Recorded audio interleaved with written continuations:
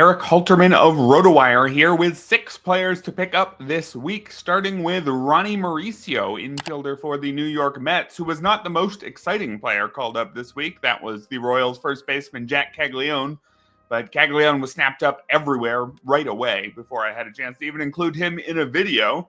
So if you're looking for an exciting prospect, how about Mauricio, who was a top 40 prospect prior to his debut in 2023, but he tore his ACL in winter ball and then missed all of 2024. Also missed the start of this season and then struggled in his first 10 rehab games in the lower minors, but when he reached AAA, he hit .515 with 3 homers and 4 steals in 9 games. This is the player who hit .292 with 23 homers and 24 steals in about 3/4 of a season at the AAA level before his MLB debut, so he looks like he should be a talented all-around contributor. There are questions, though, about how much long-term playing time is available for Mauricio. He only got the call after Mark Vientos hit the IL with a hamstring strain, and that's considered a low-grade strain that won't keep Vientos out for long. The Mets also have a crowded infield with Brett Baty and Luis Angel Acuna, also some young players who have earned fairly regular at-bats.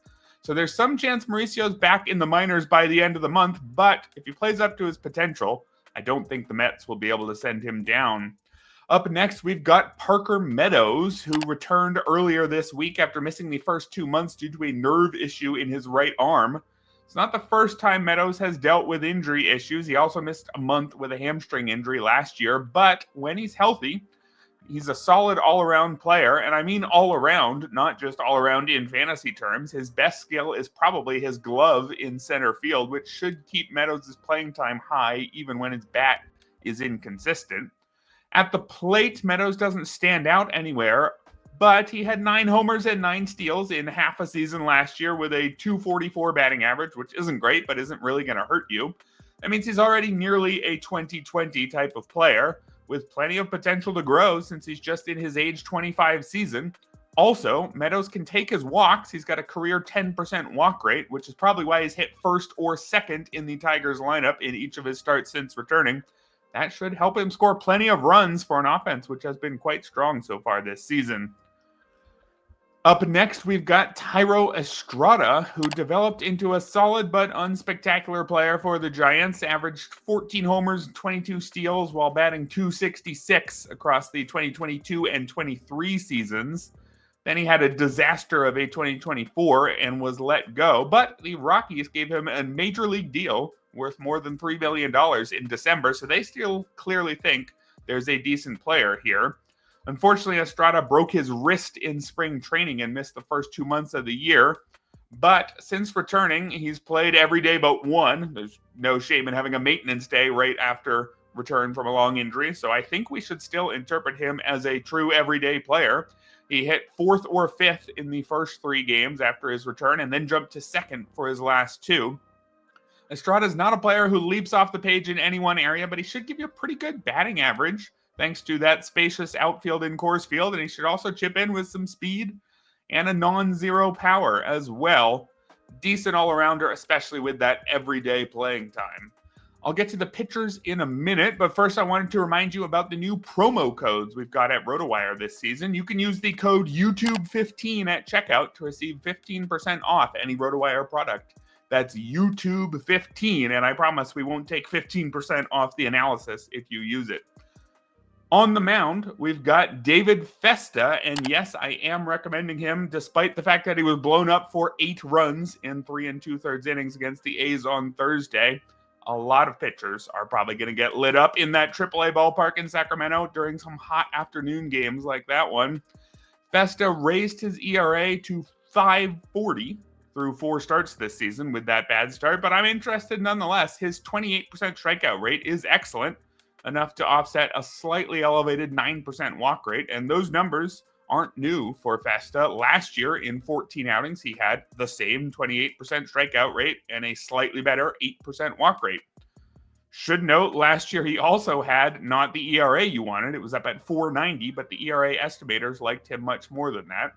Now, at a certain point, a pitcher who consistently underperforms his ERA estimators is someone we should be suspicious of, someone we shouldn't trust the ERA estimators for, but Festa's only thrown 81 career innings I don't think we're at that point yet.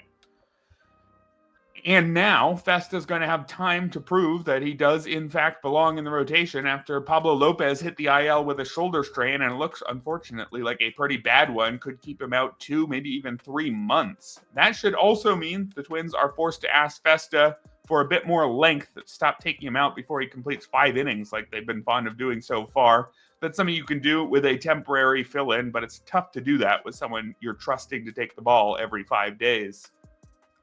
For another young pitcher, how about Mick Able of the Phillies, who's also had a recent opportunity open up for him. It looked like he was just coming up for a spot start or two with Aaron Nola out with a short-term ankle issue, but Nola has since been shut down with side soreness.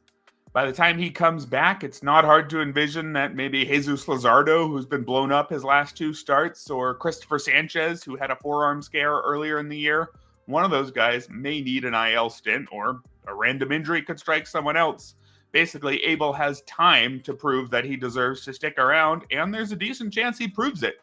He was once a pretty big prospect. He was the 15th overall pick in the 2020 draft, but struggled to a 4.78 ERA in his first 4 minor league seasons, thanks mostly due to a 13% walk rate. Looked like maybe he needed to head to the bullpen, but this year, he's cut the walk rate a little bit. 11% is still a bit high in his 10 AAA starts this year, but it's come with a 2.21 ERA. More impressively, though, through 2 MLB starts, 0 walks. That goes with 11 strikeouts in 11 1/3 innings and just 1 earned run. Able is still just 23, so it was far too early to write him off entirely. And now that he has an unexpected opportunity to establish himself as a rotation member for a contender, or maybe audition for a trade since the Phillies have rotation depth and holes elsewhere, I think it's time to invest in Mick Able. The combination of opportunity and recent performance is worth a shot, even if we do have to acknowledge the real downsides here. And finally, completing our trio of pitchers who benefit from teammates getting injured, we've got Ryne Nelson of the Diamondbacks. He's been in a swingman role this year and was the 6th starter for Arizona when everyone is healthy.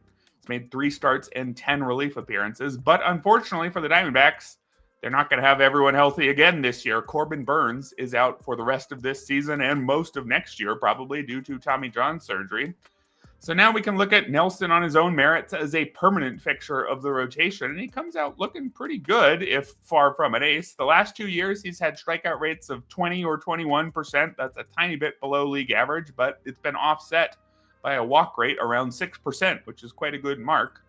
That lack of walks has kept his whip down to 1.00 so far this year, though he's admittedly been helped by a 237 BABIP. Still, even with that low BABIP, the ERA estimators, like a 357 xFIP, a 360 Sierra, they don't really say that his 343 ERA is particularly undeserved. Nelson's not going to be a league winner or anything close to it, but he's more than capable of being a 4th or 5th starter for most teams, and he'd already be on someone else's fantasy roster if he weren't stuck waiting until now to get his chance.